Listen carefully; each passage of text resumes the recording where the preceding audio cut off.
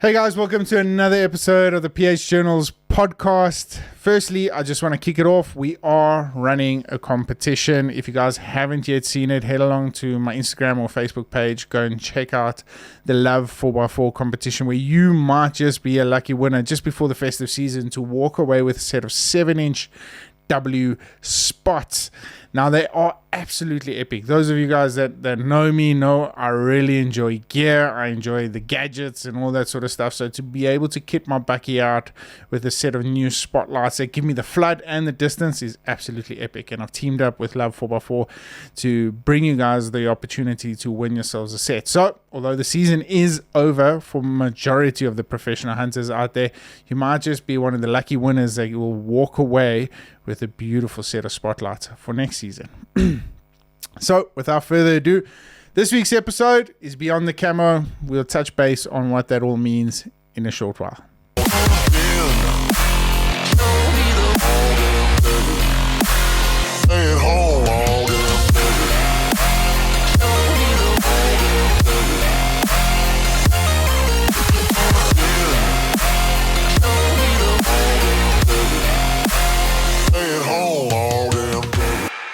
So, another episode of the PH Journals podcast, and this week is all about Beyond the Camo. Now, for those of you that are listening to Beyond the Camo episode for the very first time, just a quick background of what this all entails. Well, a couple of years ago, I realized that I had slipped into an extremely deep hole of depression.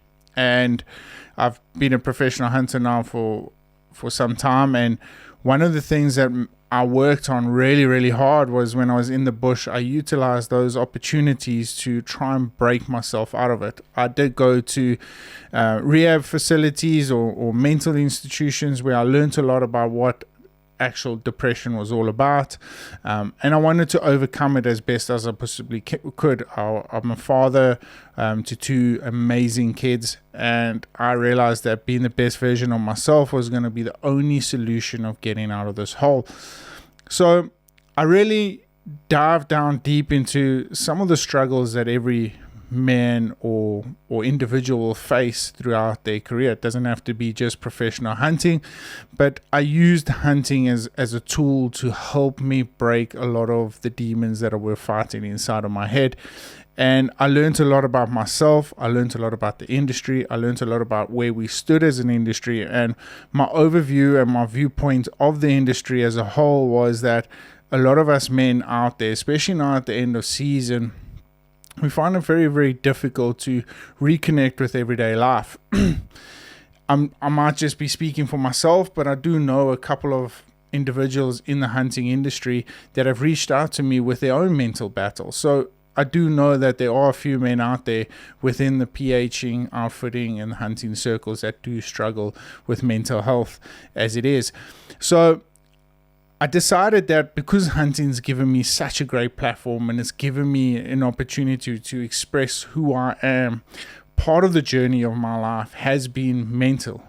It's been diving down into my mental rehab facilities. It's been diving down into my mental state when I'm out in the bush. And it made me realize one incredible thing, and that is that hunting does so much more than just conservation. It's a personal well-being upliftment when you're out in the bush. So I launched the side of the podcasting, if you want to call it like a sub episode of the podcast called Beyond the Camo, and I've had a couple of incredible individuals on. I had Bruce Campbell.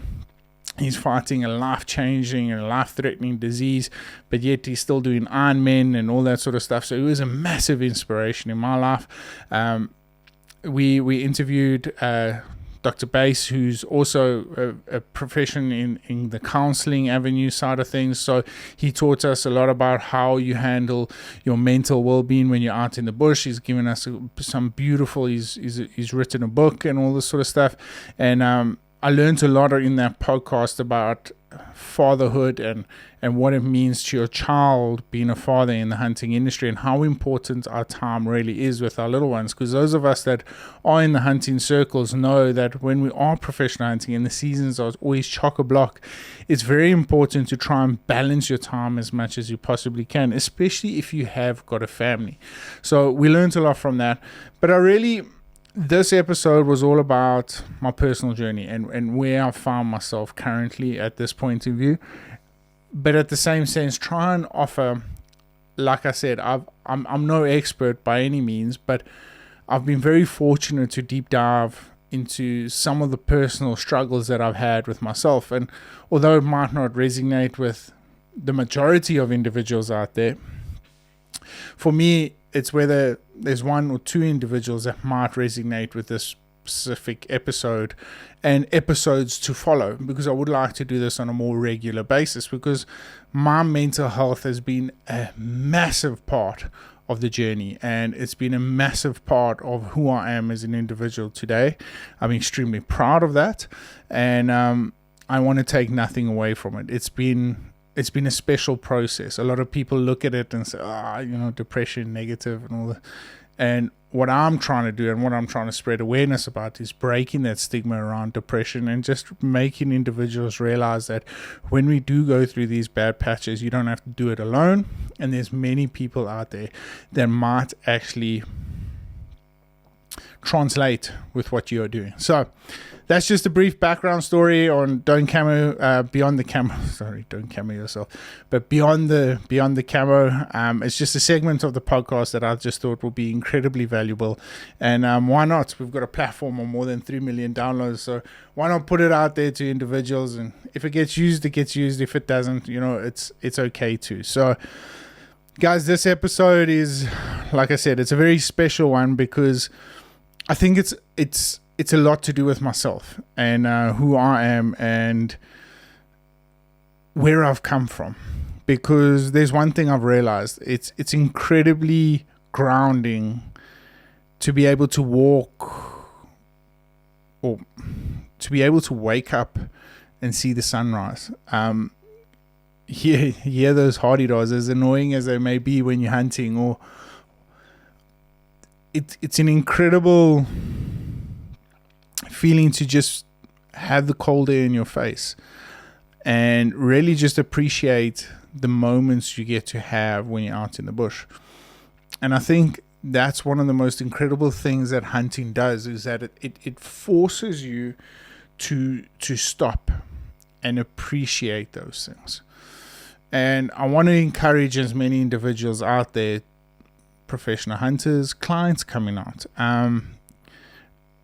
to just stop and take everything in for a moment. I always talk about the Hoopoe story with Sharon.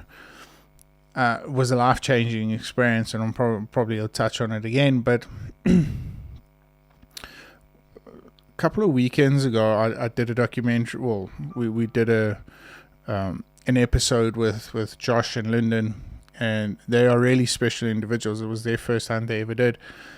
But I was so focused on moments with that hunt that I smelt a waterback for the very first, well, not for the very first time, but I smelt a waterback for a very, very, that I recognized. I took the time to inhale. I'm trying to find the words. I'm struggling to find the words here. But for years in my career, you will smell a waterback and be like, waterback are close by, and then move on. And if you're not chasing waterback, you would move on and try and find telltale signs of the species you are tracking or tracing or walking after. But in that moment, there was no pressure. This was a very low-key hunt. It was their first hunt, so we wanted to get them nice animals, respectable old animals, and we were culling at the same time. But I walked up onto this rock, and it's hot. The heat is pelting down on us. We've had about several frustrating stalks. But we walked onto this group of female waterback, and I smelled them, and I was like, that's a musky smell. Like it made me stop and recognize that smell, and that smell was so deep, intense, because I took the time to appreciate it. And I know this might sound ridiculous as I'm speaking, but there's a lot of different things out there that I've realized that if we just stop and really embrace that moment, whether it be a smell, a sight, something you hear, you really have it in such a concentrated space in your mind that it holds a very special memory. And I love that. I love being able to go back and relive that moment.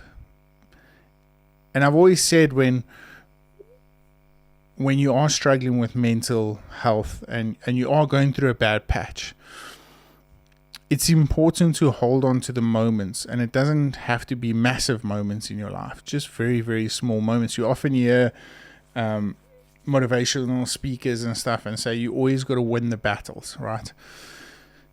But winning the battles is appreciating very small moments in life. So, for instance, one of the examples these guys always use is making your bed in the morning. It's a small victory that you've got to stop and appreciate. It's something so insignificant in the greater scheme of life.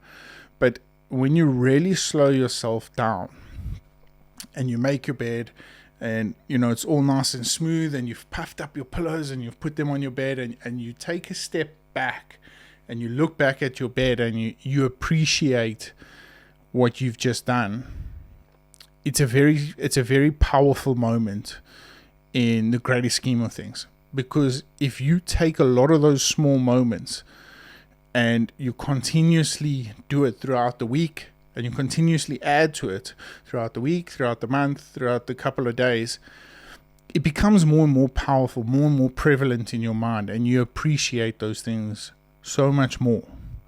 So that's what I'm talking about. So when I was there, I took the whiff of this the water back, and it was a moment I appreciated. And then the next step down, we moved up into a mother and a daughter, or two female giraffes, one mature giraffe and one calf. And it wasn't anything to do with them, but it was just the scene of how the mother was facing right and the baby was facing left, and they both looked at us at a 90-degree angle with their heads. And just that scene was so beautiful that you'd be able to take it in. Now, why am I mentioning this? I think the real reason behind why this is so important in the greater scheme of things is because what hunting teaches us to do is to be present as much as you possibly can. Often in times, and I always use this analogy with a lot of my social media staff that I've got now and all that, is we often picture ourselves at the end of the race before we've even started, when what we should be doing is picturing ourselves, stretching before, going down to kneel into position for the start line, getting ourselves into position, waiting for the gun to go. There's a whole sequence of events that's got to happen before we get to the finish line. But often in life, what we like to do is like to see the end result and not appreciate the moments throughout. And that was my message I tried to convey when we were out there in the bush, was that, yes, it's frustrating. We've had 7 stalks that have been increasingly frustrating. Every stalk, it just gets more and more frustrating because you get that little bit closer. But it's a sequence of events that lead up to those opportunities that we forget to appreciate. And because I'm in this state of mind, because I'm very present within my own mind, I've realized very, very quickly that, yes, you're going to get frustrated. It's fine. It's part of it. If you're not getting frustrated out in the bush, I think you're doing it wrong. But in the same sense, appreciate the dung beetle that you've just stepped over. The locusts giving it to one another. It's those small moments in life that we realize that the more we focus on that and the more we appreciate that, everything else that falls into place is that much more sweeter. And the result at the end of the day is not always the greatest thing, but it's how we got there. So, yeah, guys, that's definitely one thing I wanted to leave everyone with, the sense that hunting's taught me to slow my life down to such an extent that a lot of people get frustrated with me because of the small things that we have to appreciate. Now, I'm not saying this is going to work for everyone, but for me, it certainly works. And I've really managed to pick myself up out of a lot of difficult situations with just those basic principles. So it's important. It's important. What we are doing, not only for the the good of conservation, but for the good of our mental health and our personal growth is so intense.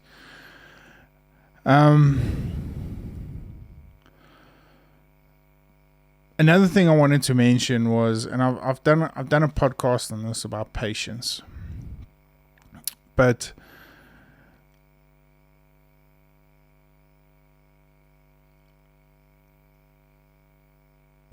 in the greater scheme of life,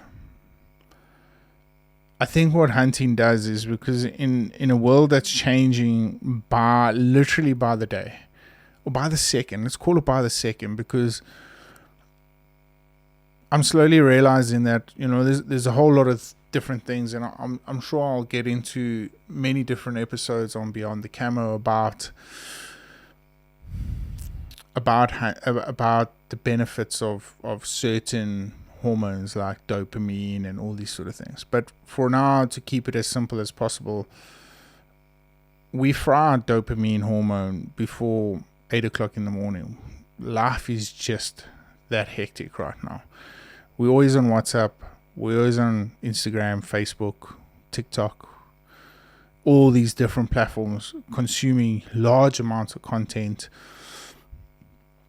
And when we deplete our dopamine that early in the day, we've got to keep fueling, or we've got to keep finding the next hit so that we can always stay on the high.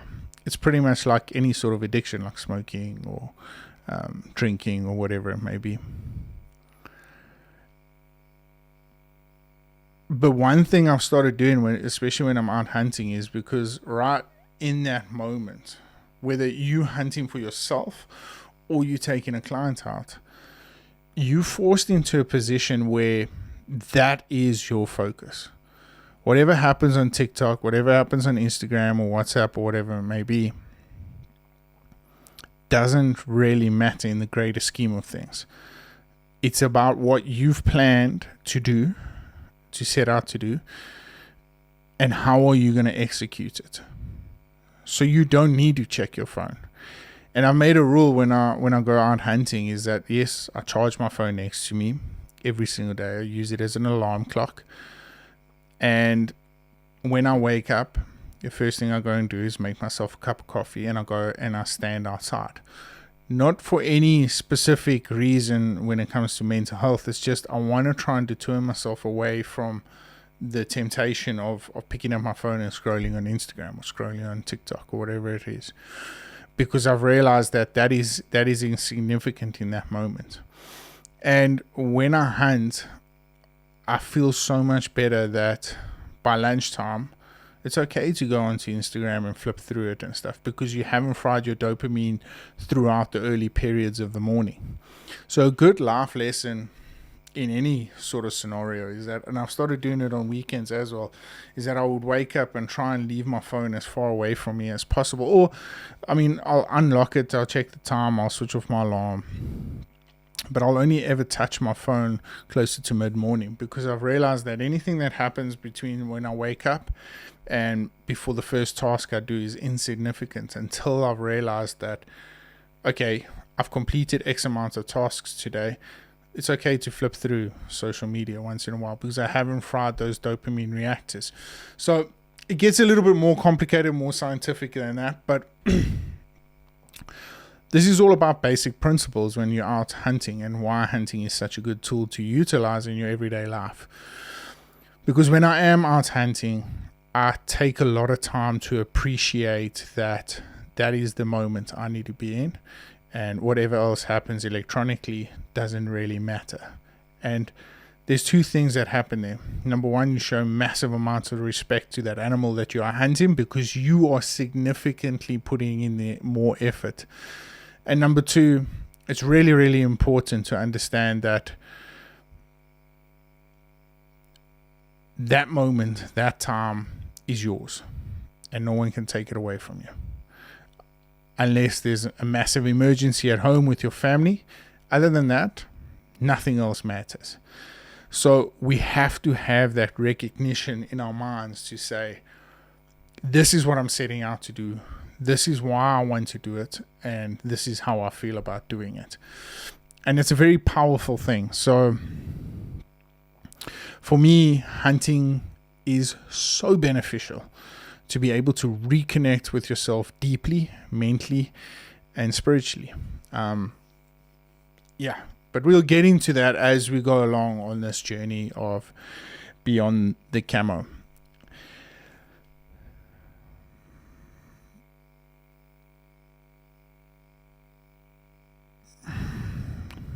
So, on this episode, I didn't really want to touch on it, but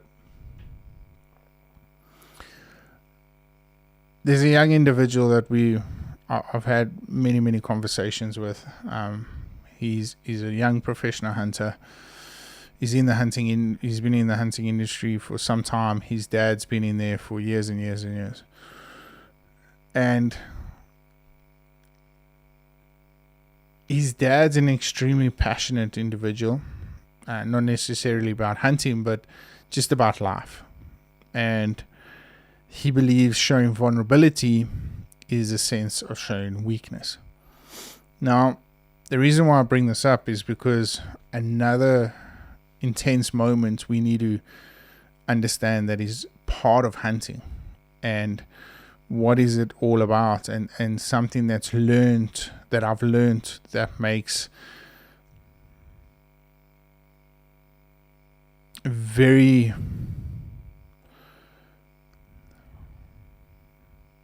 struggling to find the words, but it makes a personal accomplishment that much sweeter. And it's vulnerability. Vulnerability, empathy, sympathy, however you want to look at it. I know there's a bit of a controversial thing between empathy and sympathy. I've said it many times that I feel a good hunter is one that shows empathy towards the process of hunting. Hunting is not something that I feel anyone gets the joy out of killing. I speak for myself, and I'm sure a few people out there.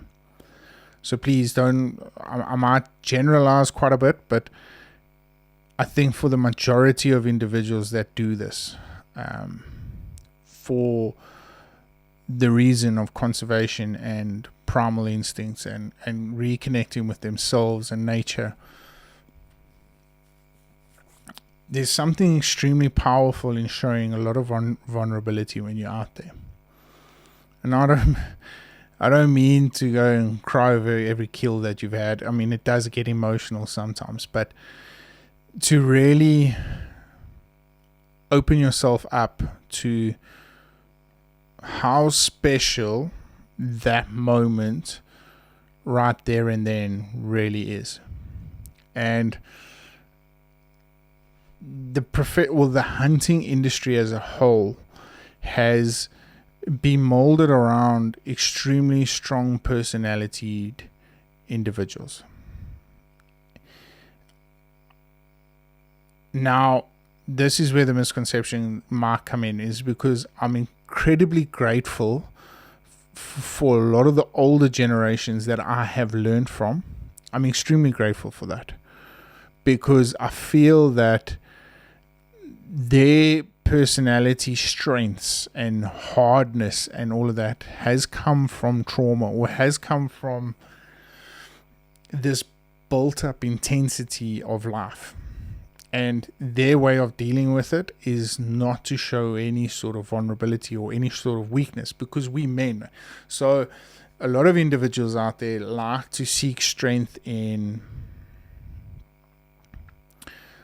bombastic's a bad word, but like to seek strength in overpowering one another, dominance.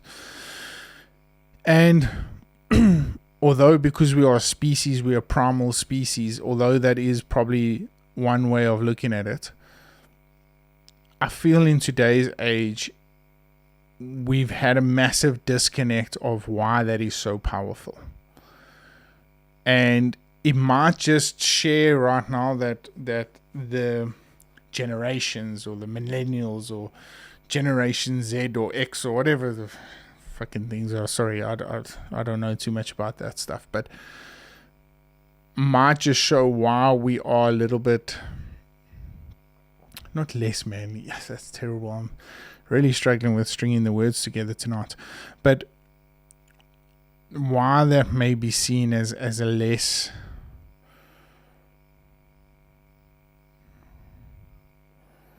alpha male type vibe is because that we are more connected with our softer emotions right now than anything else.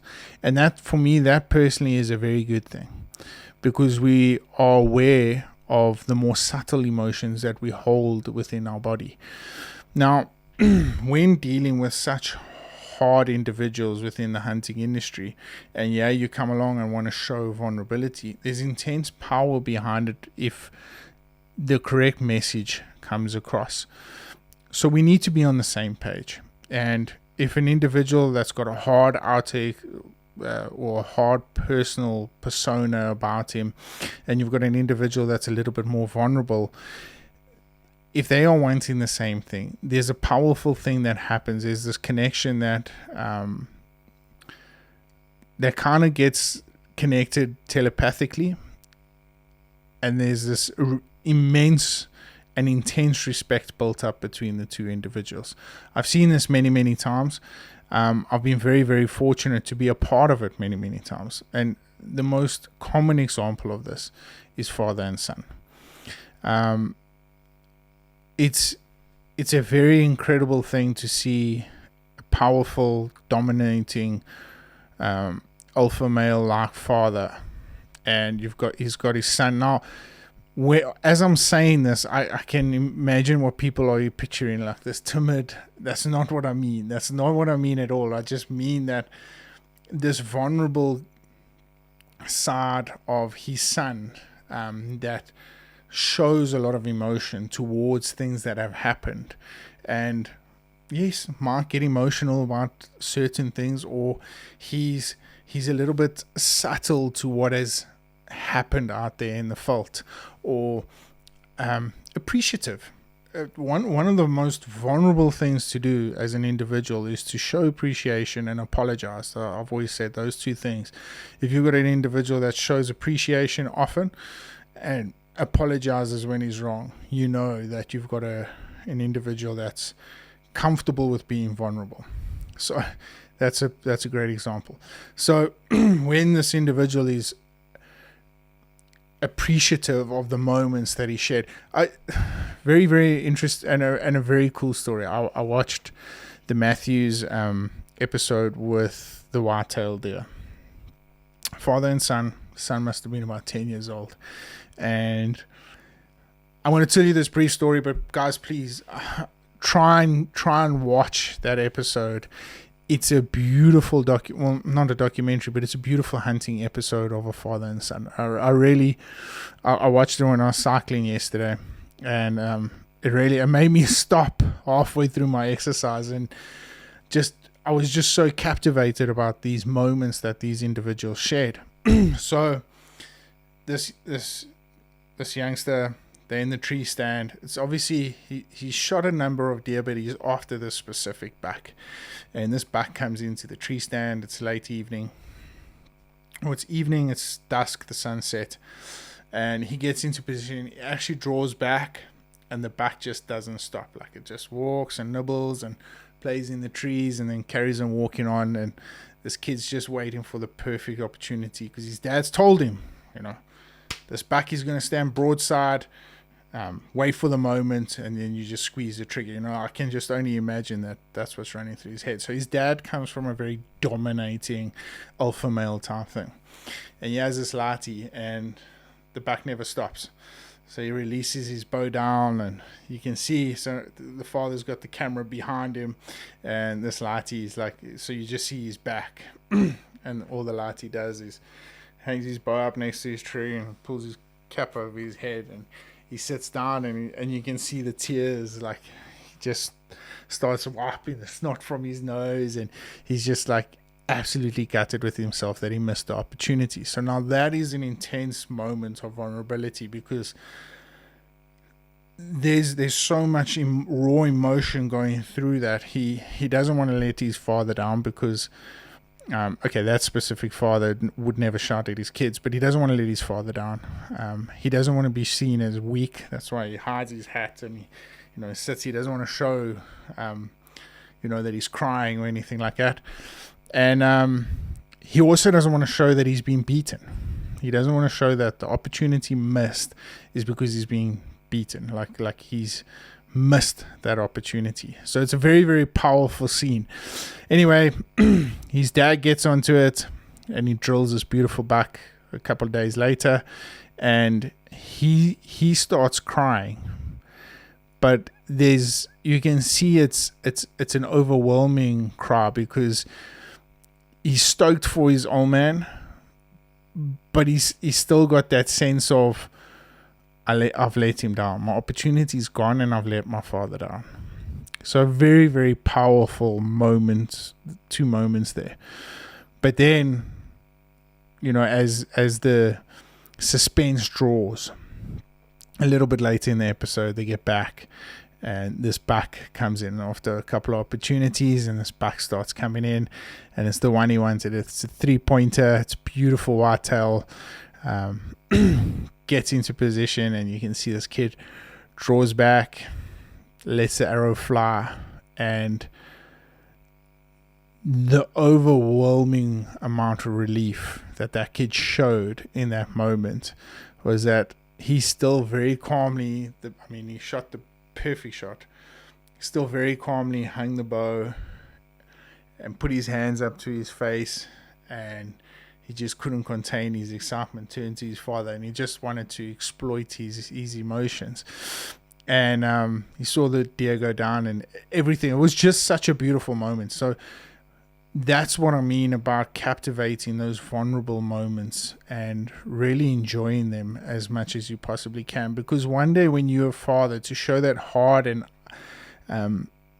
alpha male dominance exterior might not be the best way to deal with a lot of things that are going on in individuals' lives, especially when you're dealing with kids and young adult males. Is that you need to teach them that it's okay to express emotion when you're out there, because it's a very symbolic thing that you're doing. You're reconnecting with yourself, and you deep diving into parts of your mind and your soul and your body that not a lot of people get the opportunity to do so. And it's a very powerful thing. It really is. So to put this masculinity exterior on for the good of not showing vulnerable moments, you might just be what's the right word? You might just be doing more injustice to yourself and to the true feeling of that experience. So, yeah, guys, there's a lot to dissect in this episode. What I would like to do is, as we go on with this series of podcasts, is deep dive more into like individual things like dopamine and how we can utilize it out in the hunting field and all that sort of stuff. So there's a lot of like serotonin build up and all that we can really deep dive. I would love to get more individuals about how powerful the mind can be, but I've been incredibly blessed for the past 5 or 6 years of my life. And I say that with respect because I know how difficult it is to get out of depression. But to be able to sit here today after 2 failed suicide attempts, beating depression, I don't take a single antidepressant as we speak because of the testimony of all the hard work that I've been able to put myself through, is something very, very special. And to be able to share this knowledge with my podcast audience it's daunting. I'm not going to lie. I feel very, I guess, vulnerable because it allows free judgment to what's actually happened. And a lot of people might look at this segment of the podcast. They might support me on the PH Journal side, but the Beyond the Camo, they might just think, oh, what a lot of bullshit. There's, toughen the fuck up, just get over your emotions. But I get that. I understand that. I know there's individuals out there like that, which is okay. I mean, it's cool. Doesn't mean you guys are or doesn't mean you're a bad person or anything like that. It's just, I really hope my intention for this is just to share a bit of knowledge and hopefully help a couple of individuals out there. So yeah, it's one of those things where you never know how it's going to hit, but you never know until you try, right? So that's just how it is. But yeah, so Beyond the podcast, Beyond the Camo is back, baby, and it's back with a vengeance. This was a really cool episode. I really enjoyed doing it. And yeah, I guess it's that time of the night where I ask you guys, please, if you enjoyed this episode, turn on the notifications. And yeah, if you enjoyed, like I said, if you enjoyed it, turn on the notifications and drop a thumbs up. And please subscribe, guys. Like I said, it's cool to see now that the more I've mentioned this, the more the views start balancing out with the subscribers. Now we're getting up again. So if you are listening to this on any platform, please just subscribe. It really helps. Yeah, and who knows? I think that's about it for this week's episode of the podcast. Like always, if you are, happy hunting. Until then, stay safe, stay blessed, stay humble. We'll catch up with you guys soon.